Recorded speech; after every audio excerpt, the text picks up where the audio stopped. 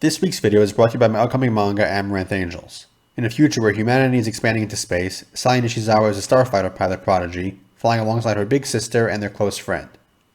However, following a sudden tragedy, Saya only wants to run as far from a cockpit as she can.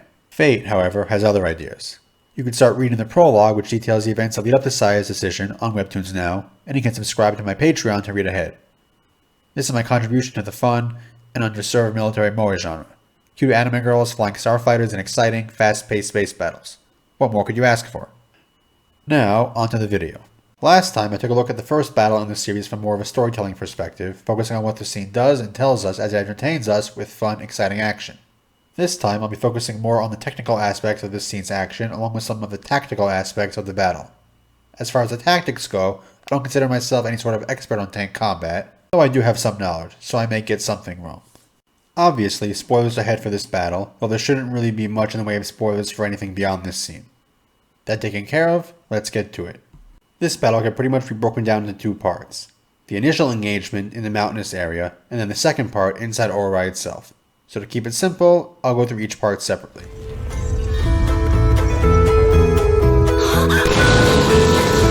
The start of the battle sets the tone for the overall thing, and it's clear from the beginning that both teams are keeping it very simple. Oarai for obvious reasons, since they're about as green as you could get, but St. Gloriana is too. With them, it seems to be largely because they don't see Oarai as much of a challenge. So there's no need for a particularly clever plan. In fact, in the first skirmish, Darjeeling pretty much has her team walled straight into Oarai's ambush, confident that they could power through and overwhelm the less experienced team. Even when the match first begins, Darjeeling takes her time before really getting underway to let Oarai make the first move. Whether this is due to her extreme confidence here, or to give them a head start since this is a practice match, we can only speculate. In any case, while it is a pretty simple and a pretty obvious plan, Oarai's strategy here isn't a bad one. Taking up a position on high ground with a natural choke point where they could fire on the opposing team as they approach without taking much fire themselves, since the guns can only elevate so high. Tried and true tactics. Anglerfish team's first shot fired was also, of course, meant to lure St. Gloriana into chasing them into the trap. Fortunately for St. Gloriana, there are too veteran to fall for this, so they calmly remain in formation and begin their pursuit knowing full well what's waiting. It's also a neat touch when we first see their formation in motion that the tanks on either side have their cannons angled outward, each side ready to engage a target that may appear.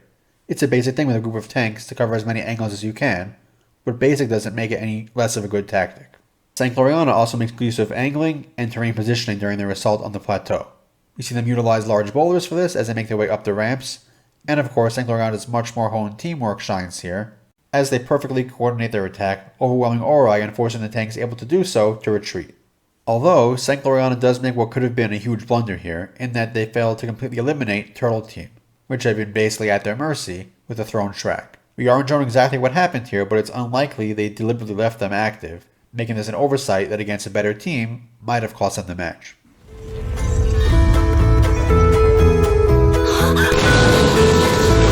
From there, the battle moves to Oarai itself, and we get a nice little tour of the town as they enter it. This is a good move on Oarai's part, both because most of them know Oarai better, since it's their hometown, and an urban setting benefits a side less able to face the other in a direct fight. Against a more powerful force, splitting them up, especially in an urban area, gives a weaker team a better shot at making something happen. Tanks, especially those of the World War II era, which are what get used here for Senshiro, suffered in urban operations without infantry support. There were just too many blind spots. And the only effective way to mitigate this was for the commanders to poke their head out, which in real life put them at great risk from snipers or shrapnel. We see the limitations of a commander keeping her head down pretty quickly, as when Matilda drives right into Hippo Team's ambush. If the commander had her head out, she might have spotted them in time.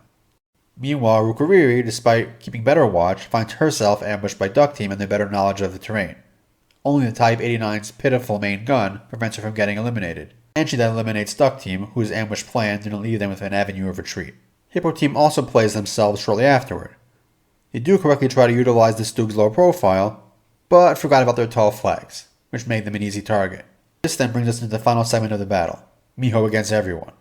She quickly demonstrates her skill as a commander by directing their evasive action. In active tank-on-tank combat, you want to A. Not become a stationary target, and B. Be as difficult a moving target as possible. That means not just going in a straight line. The buildings around make this easier, of course, but Miho's lack of knowledge of Oarai leads them into a dead end, which was a good way to have that occur without lessening Miho's skill. She's new in town. Of course she doesn't know the full layout. Luckily, they're saved by Turtle Team's sudden reappearance. As I mentioned earlier, this could have doomed St. Gloriana. If Momo could hit the broadside of a barn, and if their tank had a better gun, they might have eliminated the Churchill right here. But as it is, they're just able to provide a distraction for Anglerfish Team to escape, taking out Matilda in the process. Anglerfish Team then quickly eliminates the other two Matildas as they attempt to pursue, taking advantage of the chaos, and finally makes an attempt on the Churchill itself. Miho, knowing that the Panzer IV's cannon will have a difficult time penetrating the Churchill's armor, then makes her move.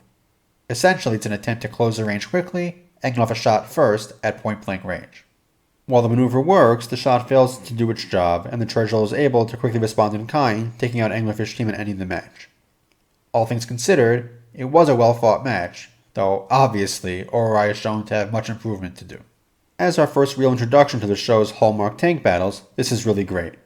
Despite the relatively low stakes, the tension is there throughout, and the action is paced really well. There are no boring moments to be found. This is also a demonstration that the show's creators really know what they're doing, an important thing to establish early on. While it's obviously not 100% realistic, the tactics used and the tank's depictions make it very clear that the show's creators put a lot of thought and care into every detail. From the tank models, and while they get better later, the 3D tank models here look very good, to the top-tier sound design for the tanks, to the creativity of the shots. I never get tired of the tank POV shots in this show. They've also done their research in regard to the tactics, utilizing sound tactics for both teams without trying to overdo things. The show's military advisors did very good work. Additionally, even this early on, the show demonstrates its understanding of when to let the visuals and the incredible soundtrack do the talking. It all comes together perfectly. The tension, the exciting action moments, the depiction of said action, and even the humorous moments. Like when Hippo Team is taken out, which the show doesn't feel a need to dwell on, letting the inherent humor there do its job and trusting us to get the joke. You see this, and you know that you're in good hands for the long haul and that future battle scenes are only going to be bigger and more exciting. And as we'll see, it absolutely does. If you enjoyed this video and like to support me and what I do here, check out the links to my books and light novels below in the description. A link to my Patreon is down there too. I've started sharing awesome updates, including completed pages from upcoming manga Amaranth Angels there, and there are other rewards as well. You can also start reading the prologue for free over on Webtoons as I mentioned earlier. Additionally, I've got cool merch over on TeePublic. And of course, if you have any thoughts on this video or just anything Girls und Panzer related you'd like me to talk about, definitely share them below in the comments. I'd love to hear them, and I do my best to read and eventually respond to all of the comments. And don't forget to subscribe so you don't miss any future uploads. I'll be doing another Dream Tank match stream this Saturday at 2:30 p.m. EST as well. Hopefully there won't be any technical issues this time, so make sure to be there. That's all for now, so until next time.